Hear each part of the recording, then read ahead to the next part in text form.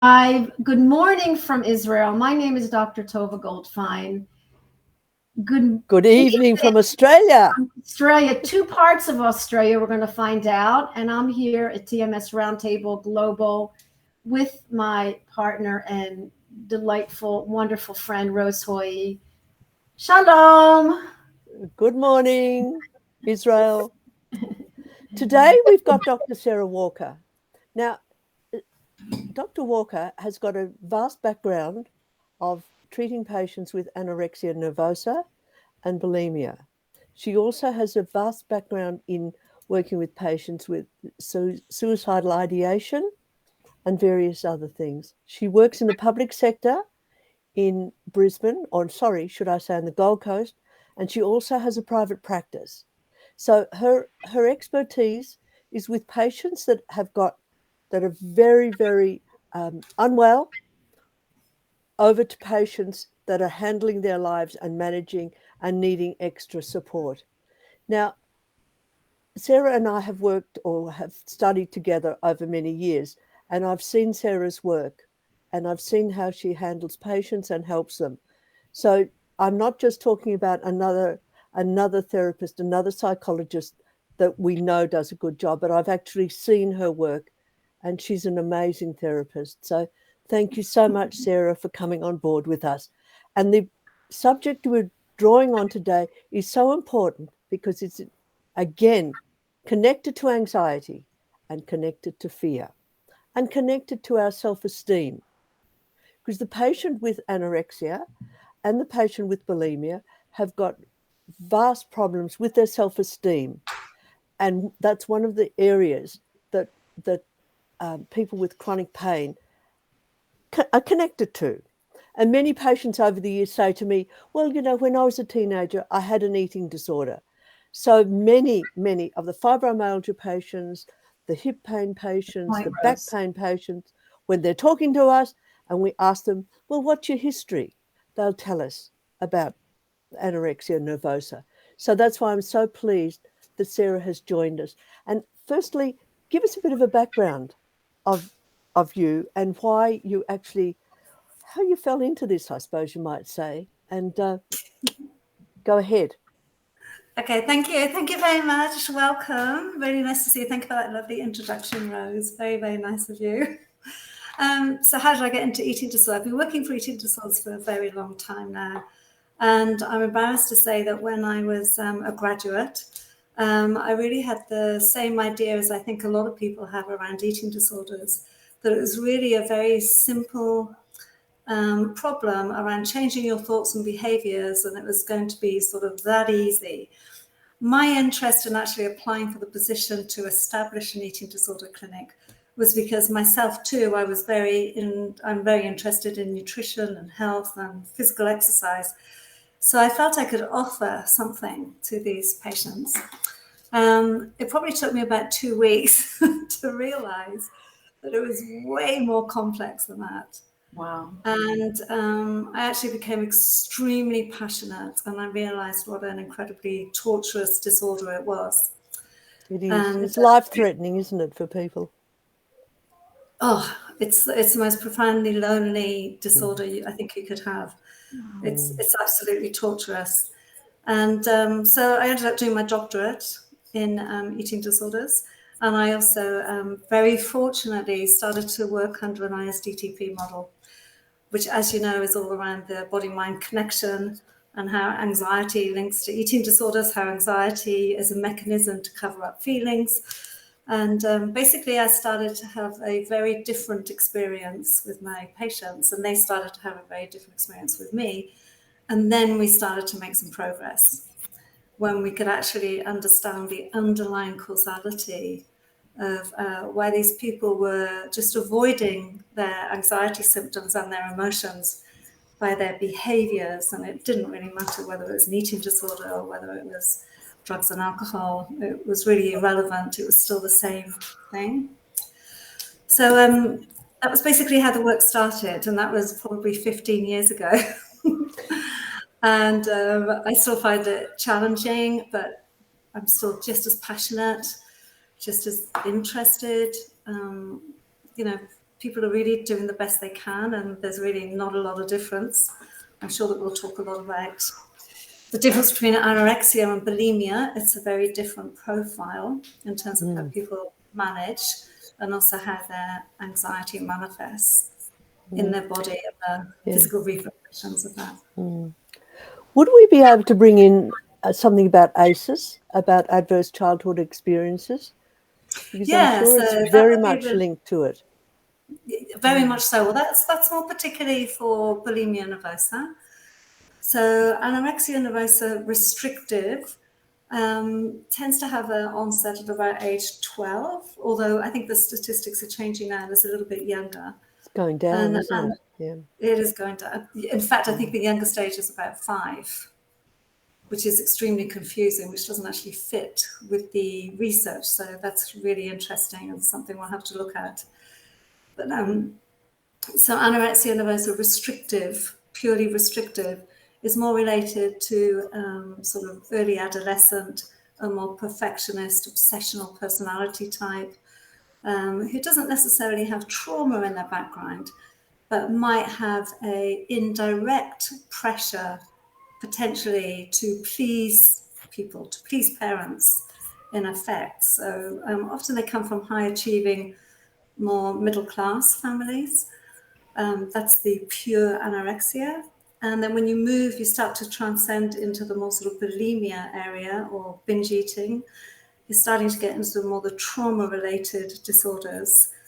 The causality for that is often more earlier, younger age trauma, so less adolescence and more sort of earlier age trauma, say 3 to 5, where they had unmet attachment needs, and it is really driven by attachment needs not being met and the trauma that manifests in the body. Wow. So, we say that the bulimia is like a purging of emotions. Yeah. Do you think also that do you think that anorexia nervosa is sort of like overprotection? Oh yes, definitely. It's perceived as protection, but at the same time, it's perceived as the enemy. Because how do you mean the enemy? Well, in the first way, it's the protector in the sense that it protects one from one's feelings, and actually, it does a really good job at regulating anxiety. So, say you're that early adolescent that has to transition to separating from your parents, individuating, starting to go into adolescence, starting to have a changing body. You start to develop a lot of anxiety around that. You have lots of feelings about that. So on a very unconscious level, there's sort of unprocessed rage or guilt because they sort of kind of don't want to leave home, in a sense. Okay, can you explore that a little bit more for us? They kind of don't want to leave home. So by they restricting their eating, they're going to remain prepubescent. Is that what you're saying? Prepubescent. It's not a conscious decision. It's the end result. But what the actual goal is, first of all, it's just trying to get a sense of internal control. Because as those unprocessed feelings start to rise in the patient during that period, then the anxiety starts to increase. And of course, these patients like to see themselves as perfectionist, obsessional, rigid, quite concrete in their thinking. I've got this covered and I don't want to cause a fuss. They actually don't want to cause a fuss. So they start to, it's sort of like an over-regulation, if you will, trying to regulate. And at first, and the good thing is it works. Like there's no question about it. You feel calmer, you feel like you've got an order, you feel like you've got a direction, you feel like your feelings are sort of regulated. But of course, it becomes very obsessional and it's torturous. You think about it 24 hours a day, 7 days a week, and suddenly you have no space for anything else in your life. So the initial phase where it feels I'm managing life doesn't actually last very long. And then, of course, you have all the physical. How do you mean it doesn't last very long? The feeling good. So the fake facade. The fake feeling good, idea of I'm in control. Sort of heightened feeling. Is it a heightened feeling of energy or something? It's a little bit of euphoria. Yeah. You have a sort of a sense of euphoria. You have a sense of energy. Like I don't know if anyone's here has suddenly the normal population, we may try to suddenly have a healthy diet, for example. And we might feel a little bit chaotic. So we might have just the general community. So we haven't got an eating disorder, but we decided, right, I've got to start exercising, eating healthy. We have a sense of euphoria initially, in the sense of I'm in control again. There's temporary pleasure. Like I'm temporarily like, I put the Band-Aid on my anxiety. I'm good. And then I have to deal with the monster again, which is food or the mirror. I wonder, Sarah, Dr. Sarah Walker, I wonder would you consider this, an addiction, like as if like a 12-step, it's an addiction. Like, so I study neuroplasticity about the pathway. And so somebody can't just think this away, but thinking is, and the thoughts are part of it, and your relationship with, like they talk about in 12 steps. So I imagine, look, they have Overeaters Anonymous. So I think that's different. That's not. No, that's a very different process. Can you use that protocol, like the 12 step in understanding? But that's more I suppose you could. You could if you wanted to, but I don't think you'd get much response from someone with anorexia nervosa. No, because I don't think so either. Because that would be more about control. It would help them to be more in control of blocking their eating, the 12 steps, I think. But I think what's happened biochemically, what's happened in the brain and body, once your body's habitually doing this, something's changing on a chemical level, and your hormones and your whole communication between your brain and your body has changed. Yeah, absolutely. And you get starvation syndrome, where the brain starts to shrink and you start to lose flexibility in your thinking. Wow. And it becomes even more obsessional. And then because then you have all these physical, manifestations of start to get a very sick body. And then of course people just communicate to the sick body, to the eating disorder, which is a brilliant defense, because the reality is, this is very cool for the person that has the eating disorder, because now you're not relating to me, which is something that I fear, because I don't want to feel guilty. I don't want to feel bad. I don't want to feel angry. I don't even want to feel love towards you. I want to just block all these emotions off, otherwise I'm going to get extremely anxious. And so people start relating to the eating disorder. And that stays pretty fine for someone with anorexia nervosa, is because you can communicate to the eating disorder. That's my most comfortable place. Wow. And everybody wants to be comfortable.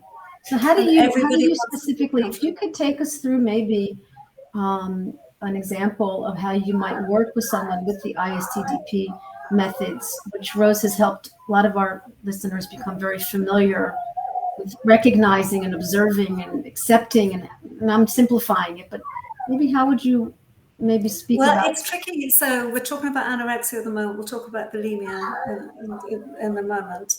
So anorexia nervosa, so of course it's very tricky because the mind isn't flexible. So if you've really got the medical complaints and malnutrition, that really needs to get sorted before you can actually sit with a client and actually work with them. But once you start sitting and working with them, the main thing is to, first of all, try and find out why it works for them. What's it helping them with? So with eating disorders, the disorder is extremely symptomic, meaning that it's very helpful for the patient, and they really don't want to let it go. No, it's ideal, especially when you're 13. So they're not concerned about their health. They're not thinking at all that it's hurting them. They're not at all thinking, they're not there. No. That would be very rational, logical thinking. That doesn't happen. With someone with anorexia nervosa, the goal is to be detached, to be distant from themselves and from others. And so you are not going to let go of that very quickly. And so therapists that come in and try to talk to them about eating well, nutrition, of course they know that. They're often incredibly smart people. Well, they know all about that, and that's how they keep it on the go, isn't it? They know absolutely what they can minimally eat to keep them Yes. surviving often. To Yes. keep alive, barely Yes. alive, but nonetheless, barely alive is good enough. So it's a very sort of killing oneself off in a sense, but still being here to reduce the guilt of actually killing oneself off. Yeah. Could you talk about sort of self-esteem? Because you see, it's syntonic. Mm-hmm. And what does syntonic mean again? What does syntonic mean again? It means that a behavior that I'm doing is positive for me and it's working for me. And I can't see a problem with it. I can't see a problem with it. Wow. It's so excellent. Obviously I'm looking good. I can wear the thinnest clothes out. I can be admired. And so yet it's a rational, it's a way to rationalize. More complex than that, actually, Rose. It's a little bit more complex than that, because they don't really want to be admired. They actually want to be hidden. Yeah, I was just going to ask. Want to be sort of disappear. They sort of disappear into the anorexia. Right. So the first phase is the admiration. The first phase, the beginning phase, the early sort of first 12 months, because people say you're looking good and you feel good and you're feeling sort of like, yep, I've got this covered. That's that phase. And the anxiety goes down because you're preoccupied, you have this goal. And then it comes into activates lots of guilt, lots of shame, lots of self-hatred. There's the self-esteem starts to get activated in terms of suddenly, I don't think I've got this right. You know, what I thought was a good idea isn't right. So in that moment, is that the moment where you as a clinician can move in? Well, I move in at the syntonic place. Yeah, but because, like effective, sure. But that effectiveness, is that where it comes together? Yeah, that's when it comes together. When the syntonic nature starts to become, the person starts to see the price of their behaviors, even if it's only a little bit. And you can start to empathize and validate, this is really tough, and then you start to draw their attention to their physical state. So that's the point that you bring in the physical state in terms of anxiety regulation, what emotions are underneath that anxiety. So you start to build that awareness, that self-reflective capacity, that staying intellectual, staying with behavior, thoughts, is missing out on all these other aspects of you, which is actually anxiety and feelings. And then you start to get to the much deeper work, which is not what the person is thinking the eating disorder is, in terms of, I just want to be in control, because they don't really know what they want to be in control of. You know, it doesn't I think it could be similar to chronic pain in people with autoimmune disease. Oh, it is. It's a similar pattern. Oh, it's a similar pattern. It's just a manifestation of avoidance. It's an avoidance pattern. Yeah. Yeah. That's why it's so relevant that we've managed to get Sarah on, because for the mainstream, they just sort of talk about fibromyalgia or back pain, etc., etc. But it has so many manifestations, and that's why bringing Sarah in so that people can see that it's about self-esteem, it's about wanting to, as Sarah said, be hidden. Well, the only reason you want to be hidden is because you hate yourself, isn't it? Really, I would imagine. Yeah. Well, emotionally, you don't want to make contact. So emotionally, you want to be distant from others, because when you connect to others, it triggers off previous attachment trauma. So bulimia, again, we're going to talk about that in a moment. That's a little bit different. And then it activates this defense. So it's a defense. It's a firm anxiety response that leads to a detachment. And of course, their bodies often actually do manifest in fibromyalgia, actually. I have had people with eating disorders that end up, anorexia nervosa, that end up with fibromyalgia.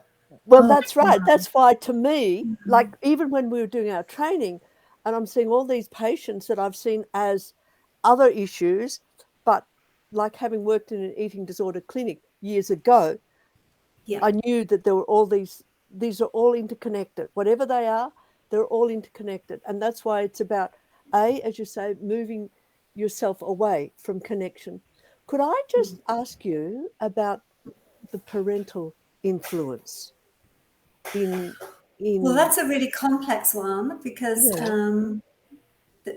my experience is that so if we're going to stay with the anorexia for a moment, I'm separating that because they're really quite different. Yeah. I mean, they could merge into bulimia, but nonetheless, I'm going to stay with anorexia because it's a very different profile. It's later onset in terms of diagnosis. The parental involvement Yes, is as a 15-year-old or a 13-year-old. So yeah, the parental involvement tends to be a little bit more intrusive, but intrusive in terms of their own control, their own need to control. What are you doing? What are you thinking? Where are you going? What are you, very risk adverse. So a parent who places quite, not always, it's important if there's any listeners there, that this is not about blaming parents. This is just about the parental style of pressure to perform, pressure to be academically successful potentially, pressure to be guided in a way which feels like just too much pressure. Well, that's why I asked, because these kids are high achieving kids. So Yeah. obviously they're taking on board the pressure, and then So well, it's an incredibly sad disorder, because often the child, through their behavior, is trying to let the parent that they want to do something different, but they're too scared to speak up, to have their own voice, to have their own opinion. So they tend to be a little bit more led, a little bit more passive, a little bit more helpless, in the sense of following the lead of whatever the parent wants. So there's a compliance. But then if you think about it, the eating disorder starts to become a bit of a defiance. Because, if I'm in an inpatient ward all the time, how can I do all these things you want me to do? Because my eating disorder has taken I didn't see it like that. But that makes sense, doesn't it? Yes. Yes. If you see it like a person with back pain, for example, and the burden of being whatever, and they're stuck lying down in pain. How can I do all the things that are expected of me when I'm in this amount of pain? It's a similar, Yeah, it's coming from a similar causality of being afraid to speak up, being afraid of offending others, being afraid of hurting. And then, of course, it becomes even worse, because then they feel guilty, because what they thought was a good idea in the beginning consciously ends up being not a good idea. And then, patients have talked to me on the ward about how guilty they feel that they're useless. So then the self-esteem gets attacked even more, because my parents are so disappointed in me, because I can't get better, because I failed at treatment. So it's another manifestation. So the initial phase of managing. So if anyone's listening that's at early stages of an eating disorder, go get help immediately. Would they recognize it? Would they recognize it, Sarah? Yes, you will recognize it, because it's beyond just wanting to be healthy, and it starts to become hiding food, lying about how much food you're having, putting food in the bin on the way to school, or even being sort of deceitful in the sense of changing, putting empty wrappers from your friends' lunch boxes into your lunchbox. Suddenly cutting up food really small so that it looks like a very busy plate. Does that make sense? It looks like a very busy plate. And so when you're eating, it actually looks like you've eaten a decent amount. So they'll certainly know when they start to have those sort of warning signs. And then obviously the constant weighing, and the perception of their bodies, totally alters, because as they start to look at their body. And I used to do this exercise where, if you look at your finger, when you first put it up, it's just a finger, but you can still see the peripheral vision. But if you stay staring at it, suddenly all your peripheral vision gets sort of blurred. You can't really see anything on the outside. There's no image except for this finger that suddenly appears to dominate. Does that make sense? You get this perceptual disturbance that also takes place in the mirror, or takes place if you're looking at it, or takes place when they have a goal of their whole backside needs to be able to fit into the toilet, as opposed to sitting on the toilet. And they make up these rules, these ideas in their head that they're failures if they don't achieve that goal. Does that make sense? So you can imagine trying to sit with someone, with a patient who really doesn't really have an intrapsychic conflict yet to change it, because this is better than feeling this rage, because the rage and the guilt gets bigger and bigger as time goes on. Because really, if they could face it, they've also got to face the grief of what they've done to themselves, their body, their family. And their loved ones as well. Yeah. Wow. Horrible. Really, really painful. Oh dear. So how do you bring somebody through this? It's everybody's different, so nobody has a timeline. It's a process.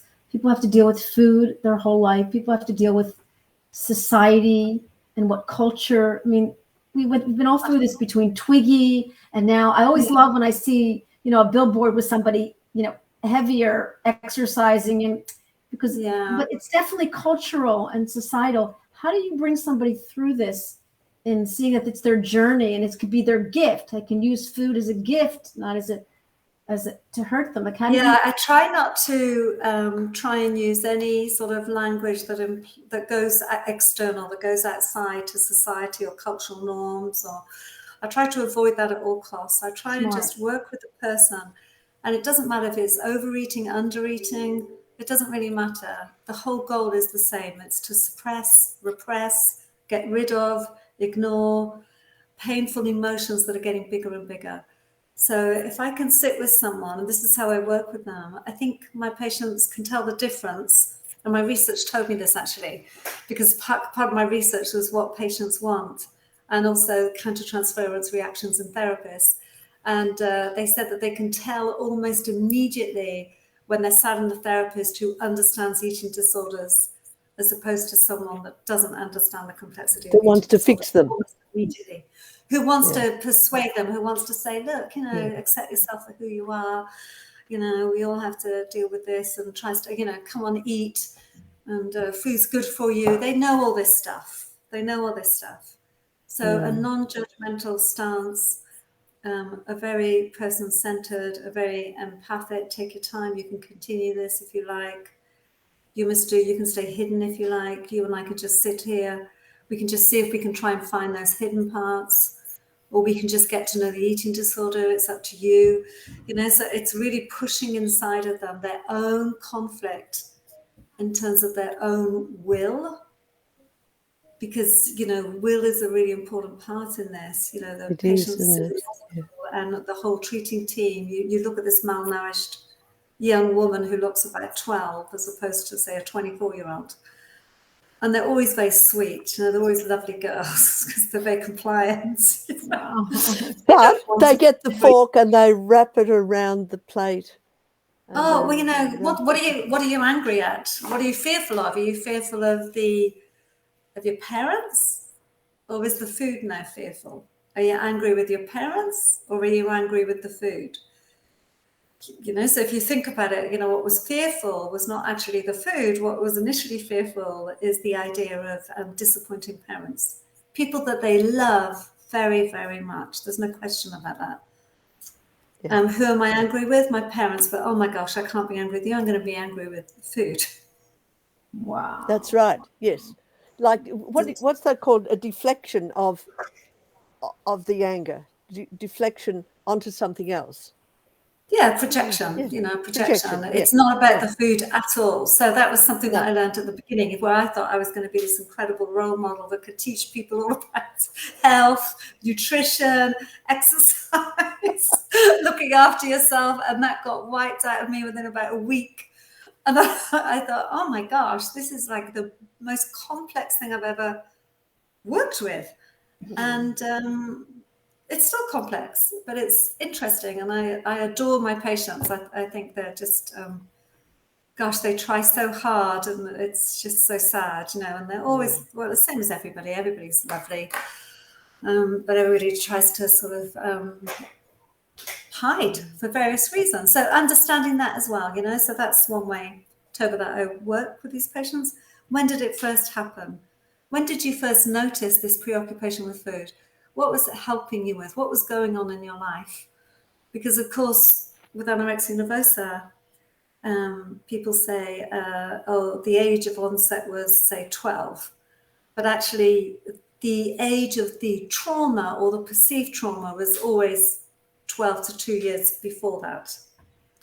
So what was happening a couple of years before? Oh, I went from primary school to high school, or my parents divorced, or I had my first boyfriend, or my friends were developing breasts and I wasn't. I was going to ask you, Sarah, as you were speaking, what about puberty? What about menses, like when their period starts? That gets arrested. That gets arrested. So periods stop. So, like I said, you get a 23-year-old that can really have the body of a prepubescent child. You know, flat breasts. You know, timid voice. Everything sort of just stays developmentally, physically arrested. Yes, And caught at a certain age, sort of thing. Yeah. So, you know, I had one girl turn up to see me. This is years ago. And they said, you know, this person was in the waiting room for me, and I went out and I greeted her like this. I greeted her, oh, hello, like she was about, like she was about, I don't know, 6 or something. 12. Oh, okay. She had a little bow in her hair, a little Minnie Mouse, like literally it was a Minnie Mouse bow. She was tiny, petite, tiny shoulders, tiny body, flat chested. Her invitation was to be treated as a child. And then I found out that she was 22. But when I first said it, but luckily, you know, I checked in on myself and I thought, why is I speaking like that? You know, and it was a great, it sort of woke me up to, no, don't do this. And so I immediately, you know, started to talk to her as the 22-year-old adult. Yes. As opposed to the young child. And I also noticed that other health professionals were talking to her as this young little girl, exactly how I had when I first greeted her. Wow. And of course, that's perfect. Wow. For her. Sarah, how can I just go back to menses starting and maybe sexual activity and that sort of thing? Is there anything related there at all? Like guilt about being a girl? I don't know. I haven't explored it in that way. Interesting. That's a really interesting question, Rose, and I don't know if I have the answer because I'm sure there's plenty of research about that, especially because we're now going into the more transgender and the binary and the you know, the cisgender, gender, etc. And there is a higher prevalence rate now of transgender, you know, that perhaps were born female and they start to notice that they really want to start changing, and so developing breasts, etc. has suddenly it's sort of awakened their idea that I don't think I'm either or. So that gets into a very, very sort of complicated area. But when we talk about guilt, if we're talking about anorexia, it's related again to separation. So the guilt is separating from the parents and the rage towards the parents that have to separate from you. So in my experience with eating disorders, and I've obviously treated a lot of people with anorexia nervosa, they have a very, if they have a sexual life, it's very minimum. It's probably been once or twice in their life. Yeah, I'm just thinking about the fear of it, and the fear of, you know, like, yeah, and the fact that, you know, if they're academically being pushed in that way, does that help them having anorexia? Does that help them to stay away from their feelings about relationships? Yeah, that's where I was coming from. Yeah. Yeah, that's why it's syntonic. So, you know, often again with anorexia nervosa, you have people that are often quite high achieving. You know, they're extremely intelligent, they're very bright, because the only time they have a break from thinking about food is with study. So that's the only time I can have a break from it, is if I'm studying. So I've either got to think obsessively about food, or I've got to think obsessively about my study. So often you find they're ducks of the year. You know, the star pupil of the university cohort. Wow. You know, and that just shows the incredible torture of these people. Imagine that, either thinking about study and perfectionist and doing something really well, and then also doing an eating disorder really well. because you do an eating disorder really well. Well, that's why, Sarah, your patience is wonderful. And that's why when I've seen your work, it's just been so lovely to see that persistence, that drive, that persistence to just get to know that child, get to know that teenager or that young woman. And also, you know, there's more boys having anorexia too, I believe.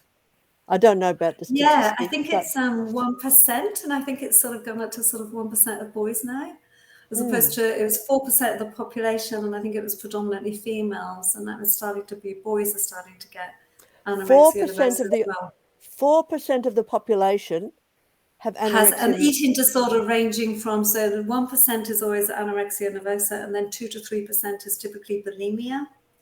Wow. And now the prevalence rate has gone up for boys as well, and boys are now included in that cohort as well. That's a huge number of people. 4% sounds like nothing, but when you're talking in the millions, 4% is an awful lot of people.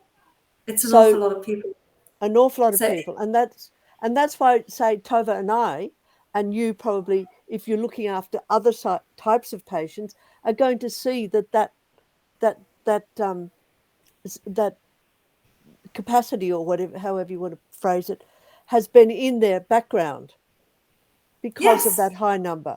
Yes, for sure. But with males, you have different medical problems, similar to anorexia, to females, but also they have a drop in testosterone. So again, they never go through that adolescent phase of becoming men, you know, having testosterone. So they stay very dependent. So they can also be dependent on mothers. Again, this is a bit of a generalization, but often it's an overly dependent relationship with mother and son, where the child is very dependent on the mother and has become over enmeshed, you know, so it's a very enmeshed relationship, and the son doesn't want to separate, doesn't want to leave. Wow. So that would be anorexia, which you can hear is super complex. Do you want me to talk a bit about the complexities of bulimia? Definitely. But again, just let me ask you again, when you said about the boys and the enmeshment, isn't that the same for the girls? Yes, but it looks a little bit different. It looks a little bit different in the sense it is. But with the girls, they look more independent within the relationship. They're more passive and helpless. And the boys, they look more dependent. So they have less of an independence about them. So interestingly, the boys do less university study. They tend to be just more dependent, and they struggle. And they have this preoccupation that gives them some self-esteem of doing well at eating disorders. Wow. Does that make It's sense? such an interesting and complex because area. Eating disorder, I can't tell you how many patients say to me, but Sarah, I do eating disorders really well. And I say, you do, you are a master. Now tell us about bulimia, because that's again... Okay, so that's a lot more complex. So bulimia is very hidden. It's a, and I don't want to disrespect anyone that might be listening, but it's a dirty disorder. And patients talk about it as a dirty disorder because it involves throwing up. So it's got vomit. So there's a lot of shame attached to it. So anorexia nervosa, we don't have much shame attached to it initially. We have pride. I'm good at this. Wow. Bulimia, we have more shame attached to it, more self-attacking, more depression. So anorexia nervosa, more anxiety disorders, perfectionist, obsessional, more neurotic. And then bulimia, we're starting to move in towards the personality disorders, the more trauma-based, the more chaotic inside of them, but haven't got the personality structure that the anorexics have to control. Yeah, to carry them through. Yeah, so their threshold is a lot lower in terms of tolerating feelings or tolerating anxiety, or ignoring feelings, ignoring anxiety. So they tend to get more depressed. They tend to wait a lot longer to seek treatment because of the dirtiness of it and the shame. It's often first noticed at the dentist as opposed to at a doctor's, because of course the teeth, the enamel gets eroded. Wow.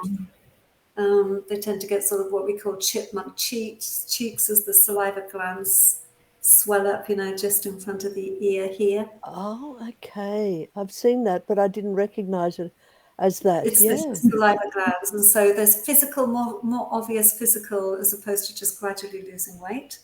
You see it in the face. And it's often the dentist that notifies, that will literally say, the enamel on your teeth is really eroding. Are you throwing up? No, I didn't know that.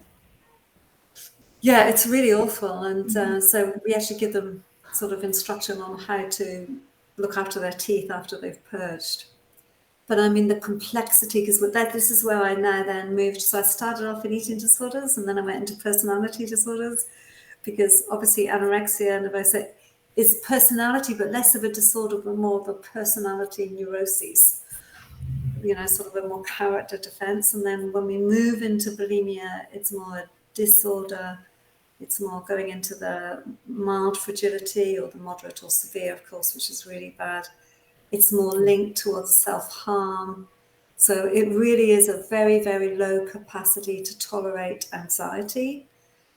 And so probably the most adaptive behavior they have actually is an eating disorder. Can you draw on that a bit more? Draw on this adaptive behavior. Their way of coping is to manage their anxiety. Not always, but can often be driven by self-harm or drugs and alcohol. And so, that's extremely destructive. So they're actually trying to pull themselves out of that. Does that make sense? They're trying to pull themselves out of that. And so developing an eating disorder isn't trying to control their food. They're trying to control their emotions, but they're trying to do it initially with good intent. They're trying to sort of link themselves a little bit to sort of managing those emotions, managing their anxiety, So it's one of the most adaptive out of all the self-destructive mechanisms they have. But of course, then their threshold doesn't last for very long when they start to purge. And then, of course, they have all the risks with purging. So their heart, potassium, etc., and risk of cardiac failure. So it becomes very risky. But when you see patients on the inpatient ward in the eating disorder clinics, you'll see that because they can often be anorexia with bulimia binge purge subtype. So yes, anorexia restrictive, very different. Binge purge subtype, very different. And people treat them as eating disorders. So they think that they can treat them the same as they treat anorexia nervosa. And you can't. Yes. It will never, ever work. So if you treat them more as personality, if you try and integrate them, then you can try and gently remove the eating disorder behaviors, but very, very gently, because that is the one thing that actually holds them together. So very, very distressing. Could you actually, for our audience, talk about that? How like this eating disorder holds the person's mind together. You've got a better language than me because of your experience, but the mind is held together somehow by that behavior, isn't it? Would you be able to draw on that a little bit more, Sarah, so that our I'll audience see if I can do that. So it's a little bit more sort of like, when you're starting to go into the bulimia and the personality disorder area, it depends, of course, where you are in terms of trauma. So again, these people have had trauma at a very early age often. They're not integrated. So by not being integrated, I mean that they're not grounded within themselves. They haven't got a sense of self in terms of a core sense of structure. who they are. And grounded, so everything's split off, everything's thrown away. So they get anxious, they get panicky, they get anxious, or they try and self-harm, or they project. So we need to help them to try and be grounded. They find a way of being grounded actually by having an eating disorder. Yes, because that's what I'm. If I'm thinking about food, it becomes a bit of an interest of mine. It's an intellectual defense. And so we want an intellectual defense with eating disorders. with personality disorders. Okay, so okay, just give me a moment. So a patient has been hurt by a loved one, for example. Yeah. So they'll think of, I'll use McDonald's as an example. So I Okay. need to go and eat a whole lot. Mm-hmm. Yeah. So Yeah. then that will stop the the the the empty Feelings. feeling. The empty feeling, is that how you Well, describe it? it's a good question. It's more that they have no idea of their feelings, but it will stop the anxiety, or it may actually switch me on in the sense of I'm not going to be numbed off. So Okay, it well could there be you lots are. of different Yeah, things. yeah, So the yeah, empty feeling is, why are you empty? Is it because you're numbed off, because you're detached? yeah. Or is it to regulate anxiety? So the binging is to distract, to push everything away. And then, of course, the guilt gets activated. Oh my God, why did I do that? And then the guilt is really a tough deal to manage. And so I need to purge the guilt. Yep, so I need to purge it, which is the food. So we're not purging the overweightness and the No, fact that it's I'm nothing going to to what? no. Okay, can you explore that a little bit for me so that our audience can Yes, understand that it's not to get rid of a kilo? no. Okay, Not with people with an eating disorder.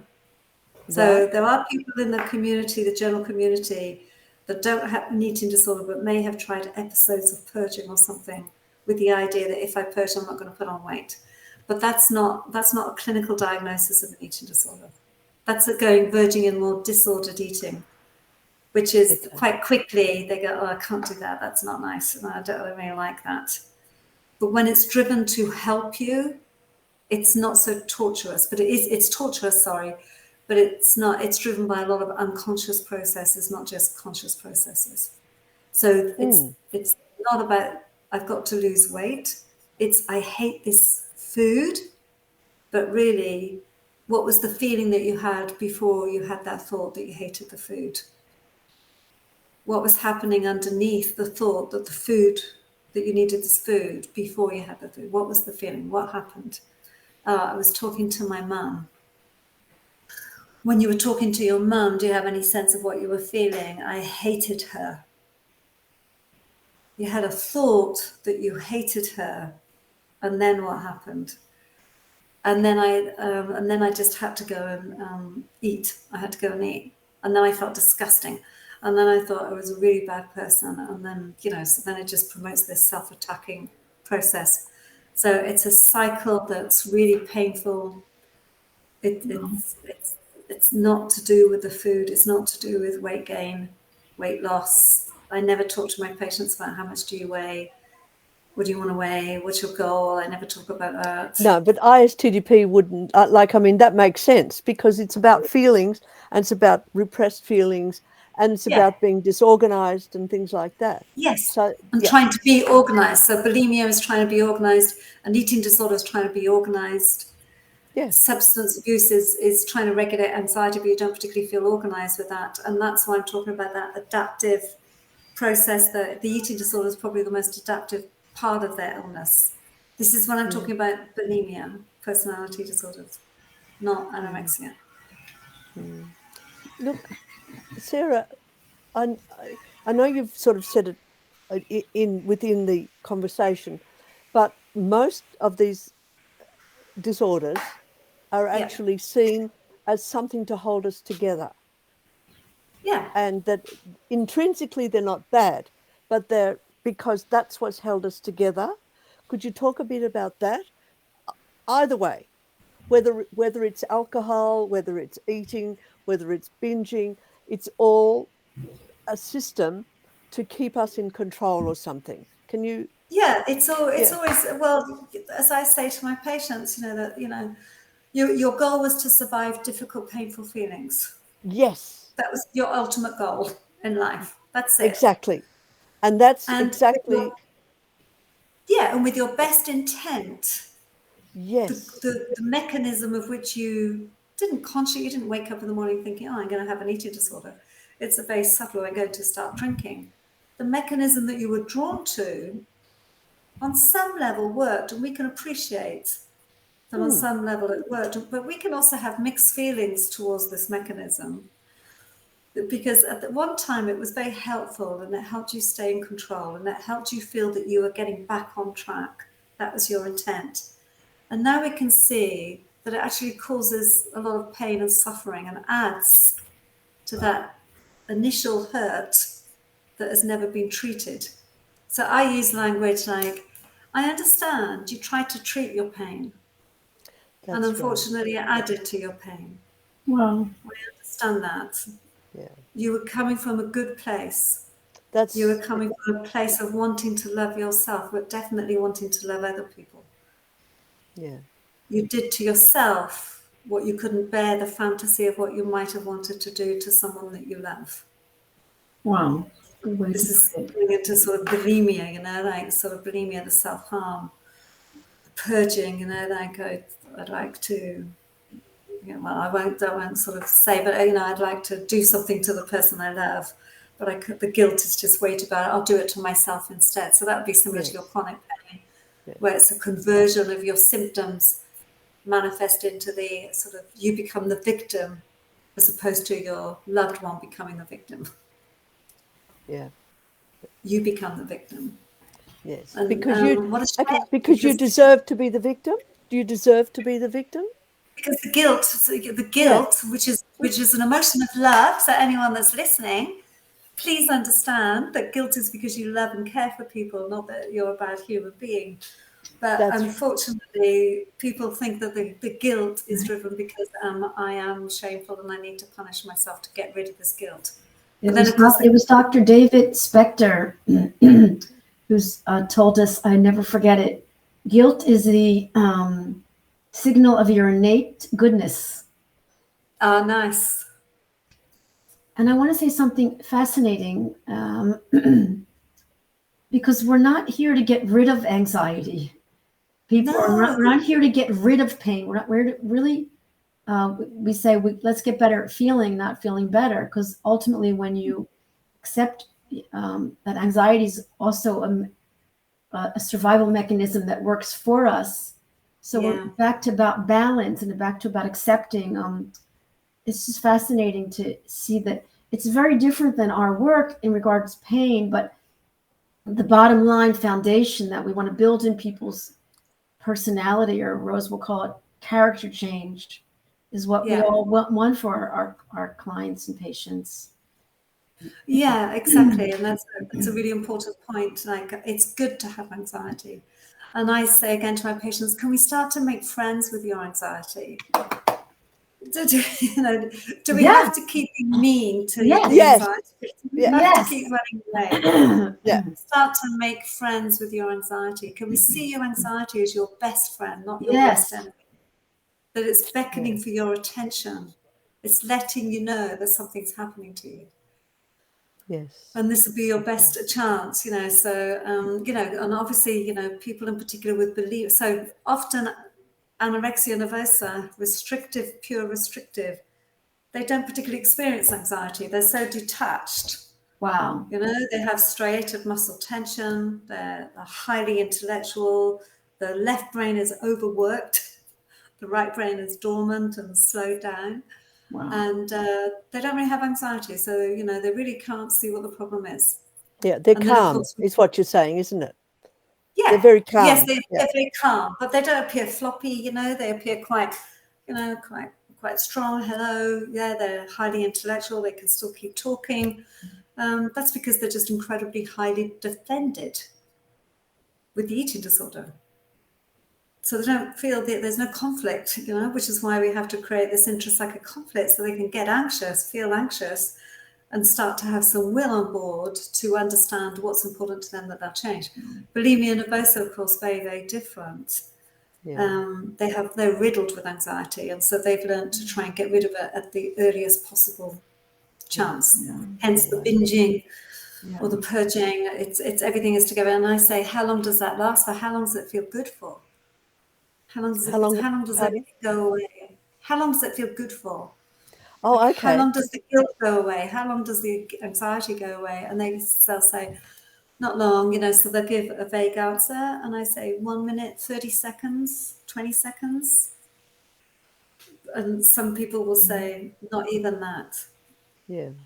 And then you see some sadness. And I say, wow, such a painful way to hide from your feelings for 10 seconds of feeling a little bit better. Yeah. Can't imagine how torturous it is that you need to just have 10 seconds of feeling better. So Sarah, there's people in the studio. They people in the Facebook. I know it's a sensitive topic. I even think that you could be helping people, because how about the parents of these people? So I even think of the whole family effect. That's a whole nother broadcast. Yeah. But I can't write it now, but I can put it on the feed later when I upload the video. But what is your website? So I want to share it with people in our Facebook page. What's your website? Yeah, so if you just go to Dr. Sarah, I think it's got _Walker. The reason being, apparently there's lots of Dr. Sarah SARAH _Walker. Yeah. Okay. If they just Google, and if they just go Dr. Sarah Walker, Dr. Sarah, it will come up. Yeah. Okay. And it's quite easy. And then there's lots of pages down that talk about where they can find me, or okay, wonderful. There's a link. And you're virtual. You're virtual, even though you're in Brisbane. You're virtual. If people want to Zoom with you, they can Zoom with me. So I do face-to-face at a private practice. But I also do some evening work, and I do some. I imagine groups would be also something that this would be very positive. Different group therapy of people realizing that they're not alone, and all that. Well, that could be a little bit. That's another area that's very tricky. We'll bring it up. But anyway, Rose or Sarah, do you want to say anything else before we round up and say? I just want to say that I've really enjoyed talking to you guys. I just want to say that eating disorders is so misunderstood. It's not about being vain. It's not about wanting to look nice. It's much sadder than that. Wow. People with eating disorder are profoundly unhappy. As I say to people at the beginning stage of an eating disorder, when they tell me that they're feeling better, and I say, oh, wow, hang on to that, because I don't know a happy person with an eating disorder ever. So just to let them know, I actually induce purposely anxiety in someone at the beginning to let them know this is a dangerous place to go. So I'm really empathic to anyone that's listening that has an eating disorder. If you have warning signs, please go and get help. There's better ways of coping with your feelings. There's better way of facing what you want to avoid. And for those that have got long-term eating disorders, it can get better. You can get better, but it does require a lot of work on the therapist part and the patient's part, because we're trying to, as we talked about earlier on, that habitual thinking pattern, how the brain, I mean, we all drive to work. I drive to work the same route every single day. I'm sure that there's quicker routes, but it's convenient. I know how to do it. I don't have to think about it. And the brain works like that. We're habitual people. Yeah, neurons that fire together, wire together, but that means you can change them. Yes. Yeah, you can definitely change them. So when you trust that something better will come here. Wonderful. And these patients, as Rose said, their self-esteem is so poor, that they don't realize that unconsciously they're set up a self-defeating system, thinking that they can't tolerate failure, but they're failing with just by the mere fact that they're hiding. Does that make sense? Even though it feels that they're not hiding. But I mean, it's a super complex area. Very interesting area. Yeah. Please go and get help. If you've got parents, don't beat yourself up as well. This is not about parents failing. There's loads of vulnerabilities, personality, genetics. There's lots of, variables as to why do I develop an eating disorder as opposed to someone else. And how wonderful to have a compassionate therapist to be on the other end, like you, Sarah, and like you, Rose. So compassionate and so understanding. Could I, Sarah, do you mind if I sort of put a little plug in for you to other psychologists, that anyone who's working in an eating disorder area and they're trying to do a cognitive model, they might do well to speak to Sarah, and maybe something might come of it. Yeah, I'm more than happy to do workshops with beginning psychologists or any psychologists interested in eating disorders if they want some supervision. And my also work changed like that. Once I started to think of an eating disorder, not of trying to change the person's thoughts or behaviors, but trying to understand, I suddenly had much more appreciation.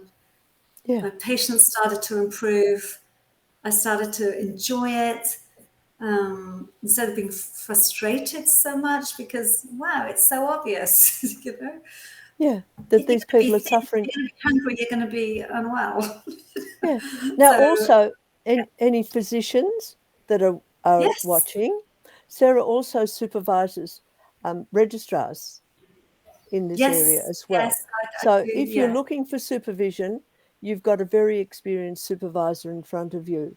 Physicians, anyone who's clinically independent and working with eating disorders, social workers even, all of those people could benefit from the way Sarah works. So please, anyone out there, especially on YouTube that will be watching this later, hopefully Sarah is going to build this a little bit more, and we'll be able to actually allow other clinicians to work this way so that our patients get better. And I mean, that's why we do this work, for our patients to have a life. You know, life is about suffering, but let's not make it too suffering. Well, that's right. Suffering is a choice. We can choose to accept our suffering and channel it. That's right.